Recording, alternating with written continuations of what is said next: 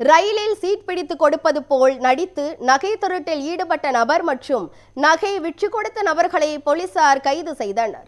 கடலூர் மாவட்டம் திருவந்திபுரம் கார்த்திக் என்பவர் மதுரை ரயில் நிலையத்தில் ரயில் பயணிகளிடம் பேச்சு கொடுத்து முன்பதிவு அல்லாத பெட்டிகளிடம் இடம் பிடித்து கொடுப்பது போல் ரயிலில் ஏறி அமர்ந்து இடம் பிடித்து கொடுத்து உள்ளார். பின்னர் அந்த பயணிகள் அயர்ந்து தூங்கும் நேரத்தில் அவர்கள் வைத்திருக்கும் பைகளில் இருக்கும் பணம், நகையை திருடி வந்து உள்ளனர். திருட்டு நகைகளை திண்டுக்கல் மாவட்டம் துள்ளிப்பட்டி நகை வடிவமைப்பாளர் பிரபாகரனிடம் கொடுத்து பணமாக மாற்றி ஆடம்பரமாக இருந்து வந்து உள்ளார். ரயிலில் பயணிப்பவர்களிடம் தொடர்ந்து இதுபோன்ற திருட்டு சம்பவங்கள் நடைபெறுவதாக இருப்பு பாதை காவல்துறையினருக்கு புகார் வந்து உள்ளது. புகாரின் அடிப்படையில் ரயில்வே நிலையத்தில் உள்ள சிசிடிவி கேமரா காட்சிகளை ஆய்வு செய்த போது கடலூரை சேர்ந்த கார்த்திக்கின் நடமாட்டம் சந்தேகத்திற்குரிய வகையில் இருப்பது தெரியவந்து உள்ளது.